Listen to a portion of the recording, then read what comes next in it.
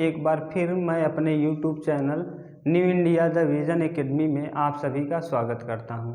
आज की क्लास में हम लोग बिल्कुल आसान भाषा में पढ़ेंगे संधि। देखिए संधि किसे कहते हैं, संधि क्या होता है, इन सब के विषय में आज हम पढ़ेंगे। और संधि पढ़ने से पहले हम लोग ये संधि में इस्तेमाल किए जाने वाले कुछ स्वर वर्णों के विषय में जानेंगे। तो स्वर वर्णों के विषय में जानने से पहले हम लोगों को इतना पता होना चाहिए कि वर्णों की कुल संख्या कितनी होती है। तो हिंदी वर्णमाला में वर्णों की कुल संख्या होती है 52। हिंदी वर्णमाला में वर्णों की कुल संख्या कितनी होती है 52, जिसमें से हमको पढ़ना है क्या, स्वर। तो स्वरों की कुल संख्या होती है स्वर वर्ण।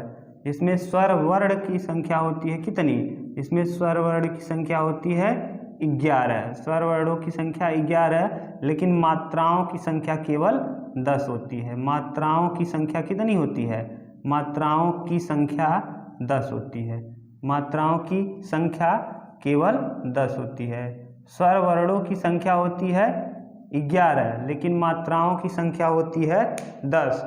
कुल वर्ण होते हैं 52, जिसमें स्वर वर्ण होते हैं 11, जिसमें मात्राओं की संख्या केवल 10 की होती है। जैसे देखिए एक होता है मूल रूप, मूल रूप, और एक होता है मात्रा रूप। मूल रूप होता है और मात्रा रूप होता है, मात्रा रूप, मात्रा रूप।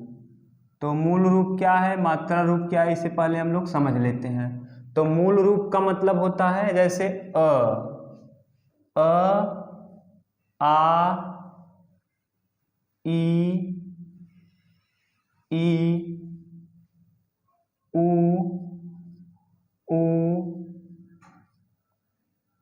ए, ऐ, ओ और औ। और इसके अलावा री भी आता है, री, री। 4, 4, 8 और 3, 11। कितनी हो गई स्वर वर्णों की संख्या 11, और मात्राएं केवल 10 होती हैं, क्योंकि अ की कोई मात्रा नहीं होती। अ की मात्रा नहीं होती, अ की मात्रा, अ की कोई मात्रा नहीं होती, अ की कोई मात्रा नहीं होती। इसके अलावा आ की मात्रा होती है।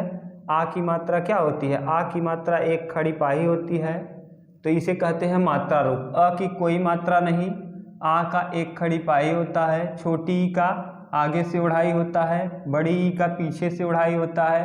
छोटा ऊ का बाएं टांग तोड़ दो होता है, दाएं इसका इस तरीके से, ए का इस तरीके से, ऐ का इस तरीके से, ओ का इस तरीके से, औ का इस तरीके से, और री का इस तरीके से होता है, री का इस तरीके से। तो ये तो हुआ मात्रा रूप। स्वर वर्णों का ये मूल रूप है और ये मात्रा रूप है। स्वर वर्णों का ये मूल रूप है और ये मात्रा रूप है। तो अब देखिए कोई भी व्यंजन वर्ण, देखिए हम बात कर रहे हैं स्वर नहीं बल्कि व्यंजन। कोई भी व्यंजन वर्ण जो होता है बिना स्वर के सहारे से बोला ही नहीं जा सकता। जैसे हम कहें क, जैसे हमने कहा क, तो क जो है ना वो 2 से मिलके बना है। क, आधे क और पूरे अ, क्योंकि इसमें क है। क अ की कोई मात्रा नहीं होती, लेकिन क के अंदर अ छिपा हुआ है। तो क को अगर हम लिखेंगे तो आधा क और अ। जैसे हम कहें रू, जैसे रू लिखे, रू, तो रू लिखेंगे तो इसमें ये भी 2 वर्णों से मिलके, आधा र और छोटा ऊ। देखिए छोटा ऊ, ये 2 वर्णों से मिलके बना है। जैसे रू हम कह रहे हैं तो आधा र और ऊ, रू, ये व्यंजन है। तो व्यंजनों को बोलने के लिए स्वर की आवश्यकता अवश्य पड़ती है। तो स्वर जैसे हो गया, तो देखिए रू अगर छोटा ऊ है तो इस तरफ ऐसे रहेगा, और बड़ा ऊ है तो इस तरफ इस तरीके से तोड़ा रहेगा। जैसे छोटा ऊ के लिए ऐसे और बड़ा ऊ के लिए ये वाला चिन्ह है। तो ये तो हुआ स्वर वर्णों के विषय में कुछ जानकारी जिसकी ज़रूरत हमको संधि में पड़ेगी। अब हम समझते हैं संधि क्या होता है। अब संधि के विषय में हम लोग समझेंगे। देखिए, संधि के विषय में समझने से पहले अब संधि के विषय में हम लोगों को समझना है। तो संधि क्या होती है? संधि को अंग्रेजी में कहा जाता है ज्वाइंट। संधि को अंग्रेजी में हम लोग कहते हैं ज्वाइंट। संधि, देखिए, संधि को अंग्रेजी में कहा जाता है ज्वाइंट। संधि अंग्रेजी में इसको कहते हैं ज्वाइंट। देखिए, संधि का अर्थ क्या होता है? सबसे पहले हमको ये जानना चाहिए कि संधि का अर्थ क्या है। दूसरा हमें ये जानना है कि संधि की परिभाषा क्या होती है, यानी संधि किसे कहते हैं। और तीसरा, संधि को अगर तोड़ा जाए तो संधि को तोड़ना क्या कहलाता है। और चौथा हम लोगों को जानना है कि संधि को तोड़ना क्या कहलाता है। और चौथा हम लोगों को जानना है कि संधि के कितने भेद होते हैं। तो एक एक के विषय में हम लोग समझते हैं। देखिए, सबसे पहले हम समझते हैं संधि का अर्थ क्या होता है। संधि का अर्थ होता है जोड़ या मेल। संधि का अर्थ होता है जोड़ या मेल। संधि का अर्थ क्या होता है? जोड़ या मेल। संधि का अर्थ होता है जोड़ या मेल। संधि की परिभाषा होती है, वर्णों के मेल को क्या कहा जाता है? संधि। वर्णों के मेल को क्या कहते हैं? संधि। वर्णों के मेल को संधि कहते हैं। वर्णों के मेल को संधि। और संधि को तोड़ना क्या कहलाता है? संधि विच्छेद। संधि को तोड़ना कहलाता है संधि विच्छेद। संधि को तोड़ना संधि विच्छेद कहलाता है। माने संधि का अर्थ होता है जोड़ या मेल। संधि की परिभाषा होती है, वर्णों के मेल को संधि कहते हैं। संधि को तोड़ना संधि विच्छेद कहलाता है। और संधि के 3 भेद होते हैं। कितने भेद होते हैं? 3 भेद। कितने भेद? 3 भेद। 3 भेद में क्या क्या? एक होता है स्वर संधि, और एक होता है व्यंजन संधि, और एक होता है विसर्ग संधि। तो संधि के कितने भेद होते हैं? 3 भेद। संधि के 3 भेद, स्वर संधि, व्यंजन संधि और विसर्ग संधि। संधि की परिभाषा में हम लोग पढ़ेंगे, वर्णों के मेल को संधि कहा जाता है। संधि का अर्थ होता है जोड़ या मेल। और संधि को तोड़ना संधि विच्छेद कहलाता है। और संधि को तोड़ना संधि विच्छेद कहलाता है। और संधि के कितने भेद होते हैं? 3 भेद, स्वर संधि, व्यंजन संधि और विसर्ग संधि। तो स्वर संधि, व्यंजन संधि और विसर्ग संधि। तो हम लोग पहले पढ़ेंगे कौन सी संधि? स्वर संधि। तो स्वर संधि में किसे कहते हैं? स्वर संधि। स्वर संधि। स्वर संधि। स्वर संधि किसे कहते हैं? जब दोनों वर्ण जब स्वर और स्वर वर्णों का मेल हो तो वहाँ स्वर संधि होती है। जब स्वर और स्वर वर्णों का मेल हो तो वहाँ स्वर संधि होती है। और स्वर संधि के 5 भेद होते हैं। स्वर संधि के कितने भेद होते हैं? 5 भेद। स्वर संधि के 5 भेद। कौन कौन से स्वर संधि के भेद होते हैं? पहला भेद होता है दीर्घ संधि। दीर्घ स्वर संधि पहला होगा दीर्घ स्वर संधि। स्वर संधि। दूसरा होगा गुण स्वर संधि। गुण स्वर संधि।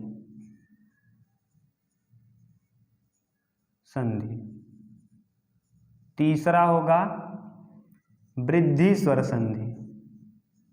वृद्धि स्वर संधि। चौथा होगा यण स्वर संधि। यण स्वर संधि। और 5वां होगा अयादि स्वर संधि। अयादि स्वर संधि। तो देखिए, फिर से एक बार रिवीजन करते हैं। संधि का अर्थ होता है जोड़ या मेल। संधि की परिभाषा होती है, वर्णों के मेल को संधि कहा जाता है। संधि को तोड़ना संधि विच्छेद कहलाता है। संधि के 3 भेद होते हैं। स्वर संधि, व्यंजन संधि और विसर्ग संधि। अब हम लोग पढ़ रहे हैं स्वर संधि। तो स्वर संधि के 5 भेद होते हैं। पहला दीर्घ संधि, दूसरा गुण संधि, तीसरा वृद्धि संधि, चौथा यण संधि और पांचवा अयाज संधि। फिर से एक बार, सबसे पहले दीर्घ संधि, दूसरा वृद्धि संधि, तीसरा गुण संधि, चौथा यण संधि और पांचवा अयाज संधि। इस प्रकार से स्वर संधि के 5 भेद। अब पांचों भेद पढ़ने से पहले हम लोग फार्मूला पढ़ेंगे। जिस प्रकार मैथ में फार्मूला से पढ़ाया जाता है उसी प्रकार हम आपको संधि भी फार्मूला से, और आप अगर फार्मूला को पढ़ लेंगे तो ऐसा हो नहीं सकता कि आप पांचों संधि फार्मूले पर रखें और सेट ना हो। तो हम लोग फार्मूले के हिसाब से संधि पढ़ेंगे और आप कभी जीवन में भूल नहीं पाएंगे। तो आप फार्मूले को याद रख। देखिए फार्मूला क्या है। फार्मूला में हम परिवार करके पढ़ेंगे। देखिए परिवार में हम कौन कौन परिवार पढ़ेंगे। हम 4 परिवार के अंतर्गत पढ़ेंगे। तो पहले परिवार में हम लोग देखेंगे अ और आ। तो देखिए हम लोग पहले देखते हैं पहला परिवार। पहला परिवार क्या है। पहला परिवार में आएगा अ और आ। अभी हम स्वर की बात कर रहे हैं तो यही देख रहे हैं अ आ, अ और आ। ये कौन सा परिवार। पहला परिवार। एक परिवार ये हुआ। अब दूसरा परिवार है। दूसरा परिवार में आ जाएगा ई, छोटी ई, बड़ी ई, छोटा ऊ, बड़ा ऊ और री ऋषि वाला। और उसके बाद ये कौन सा परिवार है। दूसरा परिवार। तीसरे परिवार में आ जाएगा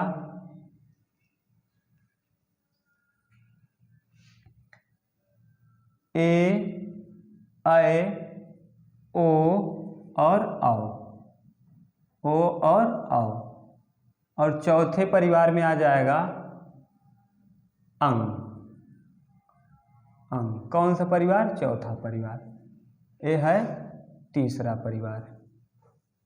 पहला परिवार में कौन कौन आएगा। अ और आ। दूसरे परिवार में ई, ऊ और री। तीसरे परिवार में ए, ऐ, ओ और चौथे परिवार में अंग आएगा। तो इस प्रकार 4 परिवार में हमें फार्मूला है। इसी 4 परिवार को अगर आप याद कर लिए कौन सा कौन परिवार में आएगा तो आपको कभी भी दिक्कत नहीं होगी। संधि को आप लिखते ही आप पहचान लेंगे कि कौन सा संधि है। तो देखिए पहले परिवार में अ और आ। आप बोलिए, बोल जहाँ पढ़ रहे हैं वहाँ बोलते रहेंगे तो आपको याद। मोबाइल में भले से आप देख रहे हैं लेकिन बोलिए।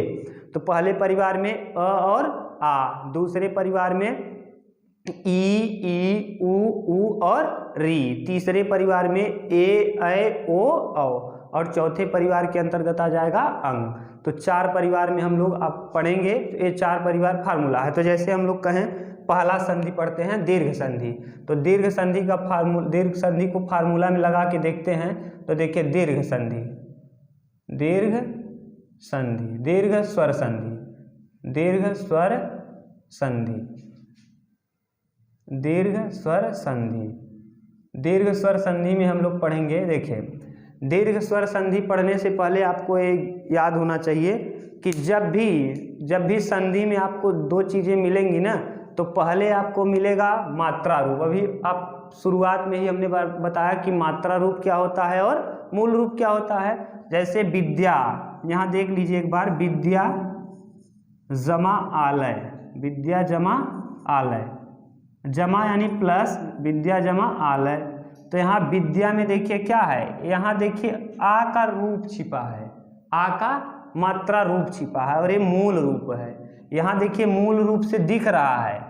तो इस तरफ जो होगा वो स्वर इस तरफ भी होगा और इस तरफ भी क्या होगा, स्वर होगा, क्योंकि हम लोग पढ़ रहे हैं क्या, स्वर संधि।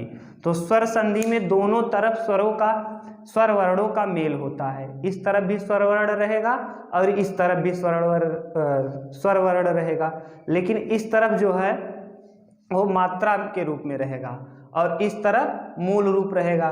प्लस के पहले मात्रा रूप और प्लस के बाद मूल रूप। मात्रा रूप कहने का मतलब जैसे देखिए यहाँ आ की मात्रा छिपी हुई है और यहाँ आ एकदम स्वतंत्र रूप से दिख रहा है, तो इसे कहते हैं मात्रा रूप और इसे कहते हैं मूल रूप। तो स्वर संधि में आपको पहले प्लस के पहले सदैव मात्रा रूप मिलेगा और प्लस के बाद हमेशा मूल रूप मिलेगा।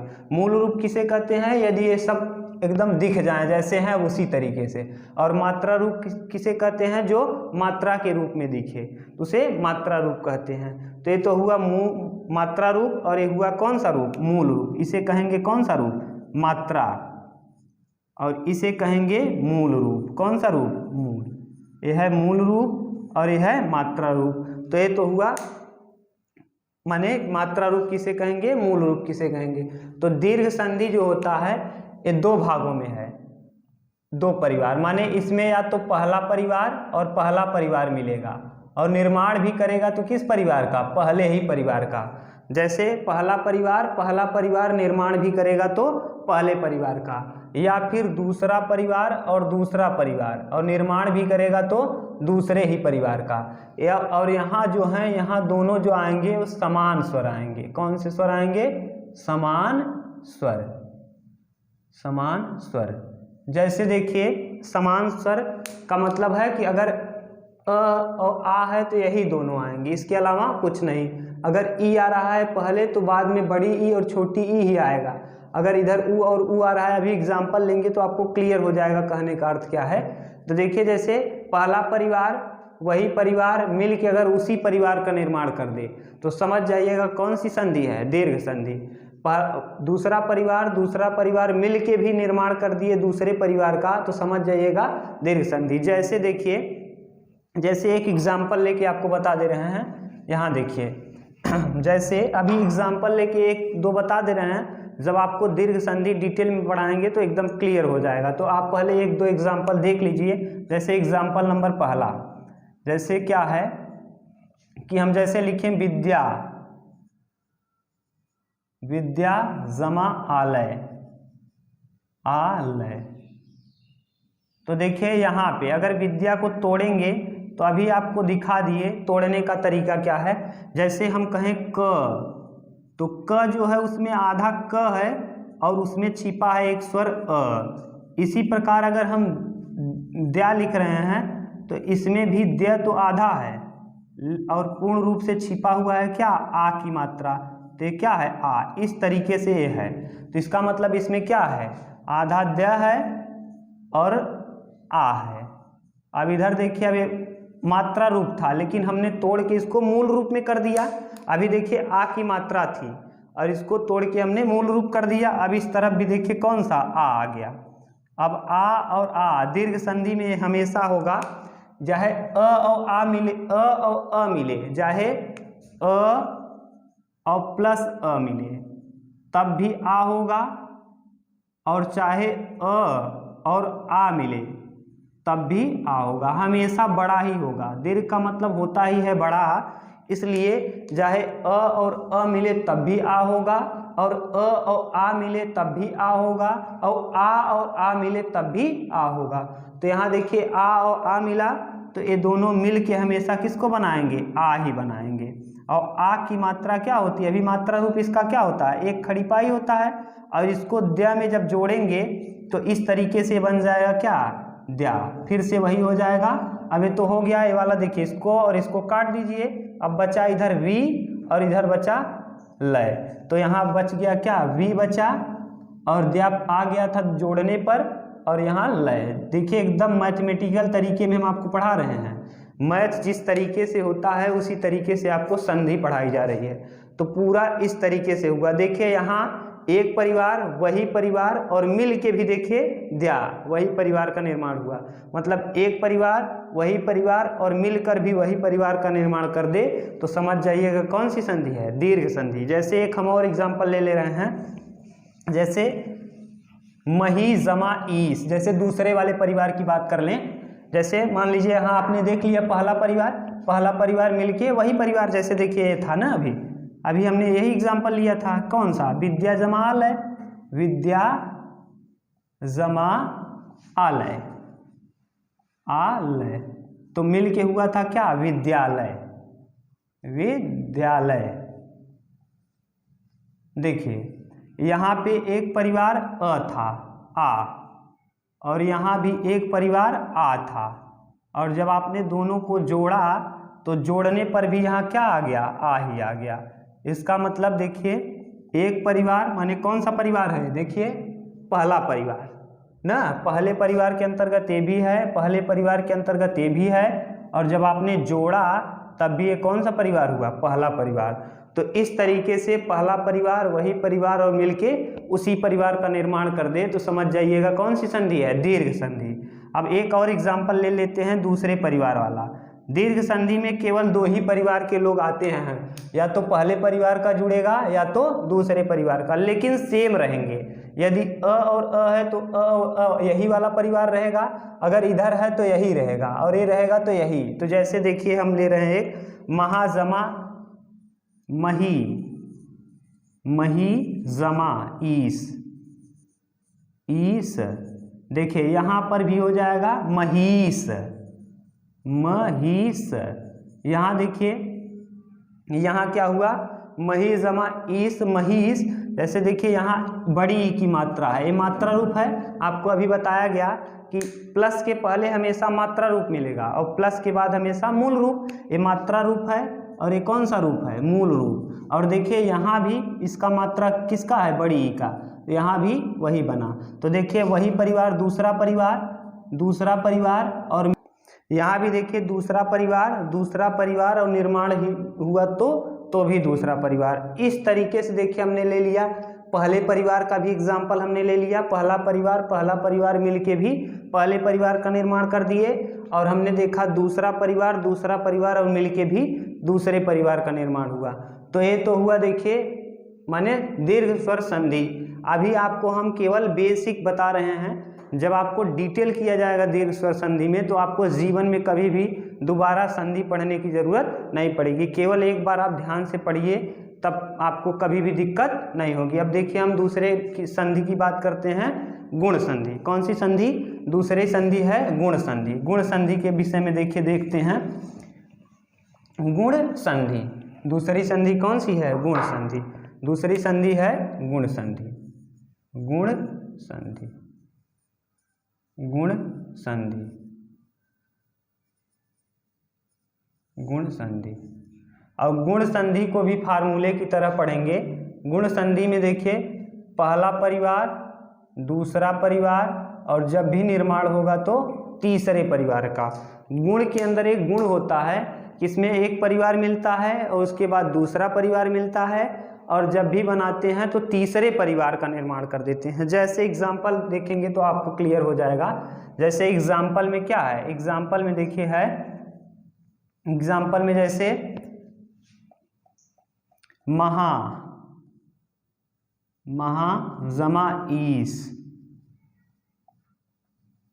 महारमा जमा ईस या महा जमा ईस। तो देखिए यहाँ कौन सा है, यहाँ कौन सा है, हा है। तो यहाँ देखिए हा है, तो इसमें देखिए किसका रूप छिपा है, अ है, आ है। इसमें आ रूप छिपा है क्योंकि इस तरफ जो होता है वो मात्रा रूप होता है, इस तरफ मूल रूप होता है, और इस तरफ क्या है, ई है। और यहाँ जो बनेगा वो बन जाएगा महेश। क्या बन जाएगा, महेश। और अब यहाँ से देखिए आ और ई मिल के क्या बन गया, ए। तो गुण के अंदर यही गुण होता है, गुण के अंदर यही गुण होता है कि देखिए एक परिवार, आ किस परिवार का था, पहले परिवार का। आ किस परिवार के था, पहले परिवार। आ किस परिवार का था, पहले परिवार का। आ पहले परिवार का है, तो आ पहले परिवार का है। देखिए आ पहले परिवार का, ई दूसरे परिवार का, और ए कौन से परिवार के, तीसरे परिवार का। तो देखिए आ जो है वो पहले परिवार का, ई जो है वो दूसरे परिवार का, और जो बनाए वो किस परिवार के बना दिए, तीसरे परिवार का। तो इस तरीके से गुण के अंदर यही गुण होता है कि पहला परिवार, दूसरा परिवार, और जो निर्माण होगा वो तीसरा परिवार का निर्माण कर देंगे। जैसे यहाँ महाजमा ईस, महेश में, तो ये हुआ कौन सी संधि, गुण संधि। कौन सी संधि, गुण संधि। अभी हम आपको केवल बेसिक बता रहे हैं, जब पूरा डिटेल करेंगे तो आपको पूरा क्लियर हो जाएगा। ढेर सारा 25-25, 30-30 एग्जाम्पल करा देंगे तो आपको पूरा क्लियर हो जाएगा। अभी केवल आप इसको समझिए कि क्या परिवार का मतलब है, नहीं तो हम बोल रहे हैं परिवार, एक परिवार दूसरा परिवार, आपको समझ में नहीं आएगा परिवार का मतलब क्या।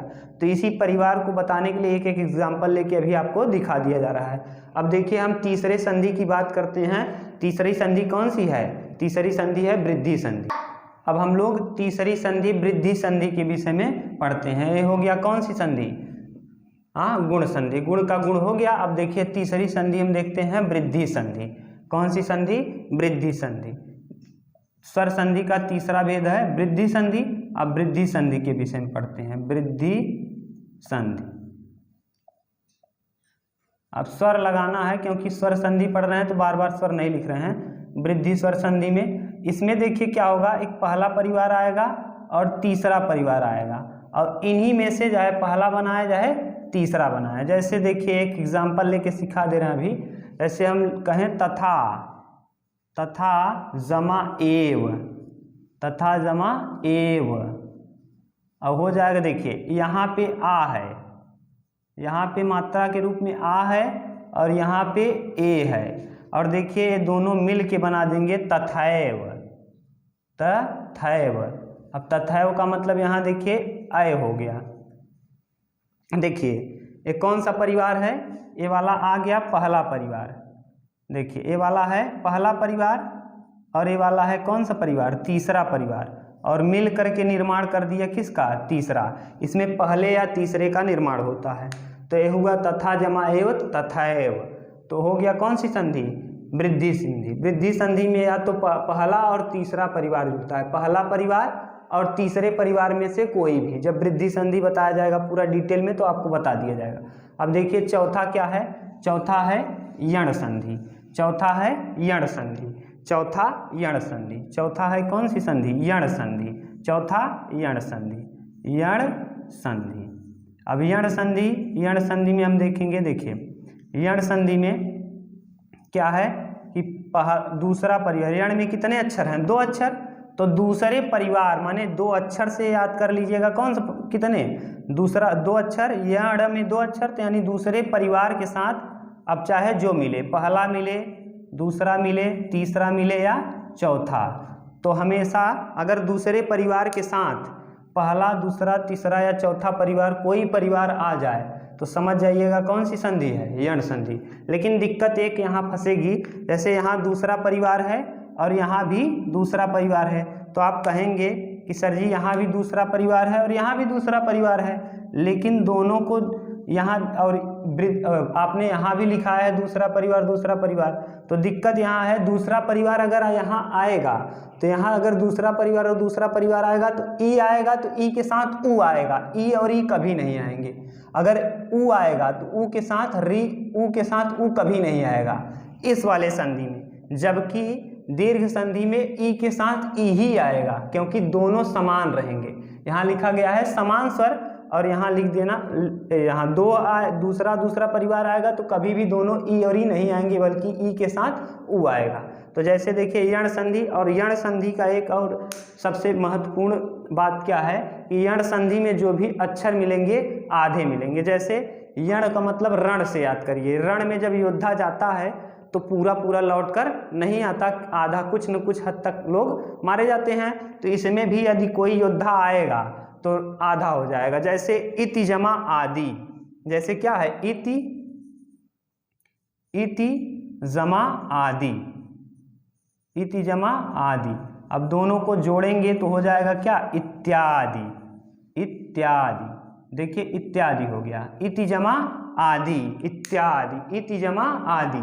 तो यहाँ देखिए छोटी ई था, यहाँ आ था। छोटी ई माने कौन सा परिवार? छोटी ई और यहाँ आ, और मिल के कौन से परिवार का निर्माण कर दिए? छोटा आ का निर्माण कर दिए। देखिए आधा हो गया, आधा त और आ, तो इत्यादि हो गया। ये वाला त जो छोटी ई था आ में बदल गया, तो इत्यादि। तो इत्यादि में देखिए छोटी ई आया, एक परिवार दूसरा परिवार, और इसी में से कोई परिवार बन गया, यहाँ बन गया क्या? आ, तो हो गया क्या? इत्यादि। तो देखिए बताया गया कि दूसरा परिवार ई कौन से परिवार का है? दूसरे परिवार का, और आ पहले परिवार का। दूसरे परिवार के साथ चारों में से कोई भी आ सकते हैं, चाहे पहला आ जाए, चाहे दूसरा, चाहे तीसरा, चाहे चौथा, लेकिन समान नहीं आएंगे। तो इति जमा आदि बराबर इत्यादि। अब पांचवा संधि है क्या, पांचवा संधि है अयाद संधि। पांचवा संधि क्या है, अयाद संधि। पांचवा है अयाद संधि। कौन सी संधि, अयाद संधि। अयाद संधि में देखिए अयादि, कौन सी संधि, अयाद संधि। अयाद संधि देखिए अयादि में कितने अक्षर, 3 अक्षर, तो माने तीसरा परिवार के साथ चाहे जो आए, एक आए एक परी नंबर, 2 नंबर, 3 नंबर या 4 नंबर। 4 नंबर बार बार लिख रहे हैं, कहीं कहीं आ जाएगा क्योंकि ये स्वरों के अंतर्गत नहीं आता, इसे अनुस्वार कहा जाता है। तो हम लिख दे रहे हैं, कभी ज़रूरत पड़ेगी एग्जाम्पल जब बताएंगे तो मिल जाएगा एग्जाम्पल उस वाले का, तो करा देंगे। तो देखिए अयाद संधि, अयाद संधि माने अयादि में 3 वर्ण है, तो यहाँ भी तीसरा माने तीसरा परिवार सबसे पहले आएगा। उसके बाद इसमें से पहला परिवार आ जाए या दूसरा या तीसरा या चौथा, इसमें से कोई भी आ सकता है। जैसे एक एग्जाम्पल लेते हैं अयाद संधि का, कौन सा एग्जाम्पल, जैसे पो जमा अन, ने जमा अन, जैसे पो जमा अन, ये इम्पोर्टेंट एग्जाम्पल है। जैसे पो जमा अन, अन। अब देखिए पो में यहाँ प्लस के पहले आप लोगों को कई बार बता दिया गया कि प्लस के पहले मूल रूप नहीं आएगा, मात्रा रूप आएगा। कैसा रूप आएगा, मात्रा रूप। और प्लस के बाद क्या आएगा, मूल रूप आएगा। प्लस के बाद मूल रूप, तो प्लस के पहले मात्रा, तो ये किसका मात्रा है, ओ का मात्रा है, तो ओ हो गया और यहाँ अ हो गया। और जब ये बनेगा ना, जब बनेगा तो ये हो जाएगा पवन, पवन। तो यहाँ देखिए ओ आया, यहाँ अ आया, तो ओ देखिए कौन से परिवार के अंतर्गत आता है, तीसरे। और तीसरे परिवार के साथ कोई भी परिवार आए तो हमेशा आपको लगा देना है कौन सी संधि, अयादि संधि। कौन संधि, अयादि संधि। तो इस प्रकार से हमने पढ़ा संधि, पांचों संधि के विषय में आज बेसिक जाना है। अब हम लोग एक एक संधि लेंगे और उसके विषय में पूरा डिटेल करेंगे। यदि आप संधि इस तरीके से पढ़ लेंगे तो आपको कभी जिंदगी में दिक्कत नहीं होगी। आपको संधि, अब हम पहला संधि लेंगे, कौन सी संधि, दीर्घ संधि। हम जितने भी उदाहरण बताए हैं एक एक उदाहरण सबके सामने लिख दे रहे हैं। जैसे देखिए पो जमा अन है, पवन, तो छोटा छोटा लिख दे रहे हैं जैसे आ जाए। इसमें हमने एग्जाम्पल लिया क्या, 2 एग्जाम्पल लिया था। एक एग्जाम्पल था विद्या जमा आलय, विद्या जमा आलय, आलय बन गया था क्या, विद्यालय, दोनों मिला के विद्यालय है। दूसरा आप लोगों को बताया गया महाजमा, मही जमा ईस, मही जमा ईस हो गया था, दोनों मिला के क्या, महिष। ये भी कौन सी संधि थी, दीर्घ संधि। ये तो हो गए दोनों किसके उदाहरण, दीर्घ संधि के, ए भी और ए भी दीर्घ संधि का। दूसरा हमने उदाहरण लिया था गुण संधि का। गुण दूसरा है गुण संधि। गुण का गुण होता है एक परिवार दूसरा परिवार मिलके तीसरे परिवार का निर्माण कर देते हैं। जैसे आपको बताया गया था, जैसे आप लोगों को बताया गया है कि गुण संधि में देखिए, गुण संधि में मही जमा ईस, मही, महा जमा ईस। देखिए यहाँ एक परिवार दूसरा है, यहाँ दूसरा, और बन गया क्या, महेश। कौन सा बन गया, महेश। ये हो गया गुण संधि का एग्जाम्पल। तीसरा माने तीसरा हम देखेंगे किसमें, एक किसका है, इसका एग्जाम्पल। अब हम देखेंगे इसमें, अब इसमें देखिए इसमें कौन सा एग्जाम्पल है, इस वाले में आएंगे हम लोग देखेंगे वृद्धि संधि। इसमें हमने बताया आपको तथा जमा एव, तथा जमा एव बराबर क्या, तथैव। अब तथैव, तथा जमा एव बराबर तथैव, तथा जमा एव बराबर तथैव। ये तो हो गया। यण संधि में हमने आपको बताया इति जमा आदि, इति जमा आदि मिला के क्या हो गया, इत्यादि, इत्यादि, इत्यादि। और इसमें हमने बताया आपको पो जमा अन, पो जमा अन बराबर क्या, पवन, पो जमा अन बराबर पवन, पवन। तो इस तरीके से हम लोग पूरा बेसिक पढ़ लिए। अब देखिए हम आपको एक एक संधि बताएंगे। आप लोगों को धन्यवाद। हमारे चैनल को शेयर कीजिए, सब्सक्राइब कीजिए। यदि आपको कोई दिक्कत है तो कमेंट कीजिए। Thank you.